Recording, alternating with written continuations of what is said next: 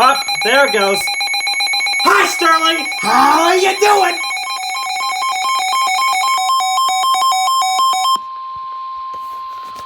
The National Weather Service in Sterling, Virginia has issued a severe thunderstorm warning for north central Rockingham County in western Virginia, southeastern Grant County in eastern West Virginia, southwestern Hardy County in eastern West Virginia, until 4:15 p.m. At 3:35 p.m., a severe thunderstorm was located over Rough Run, moving east at 20 miles per hour. Hazard, 60 miles per hour wind gusts.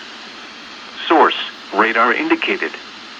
Impact, damaging winds will cause some trees and large branches to fall. This could injure those outdoors, as well as damage homes and vehicles. Roadways may become blocked by downed trees. Localized power outages are possible.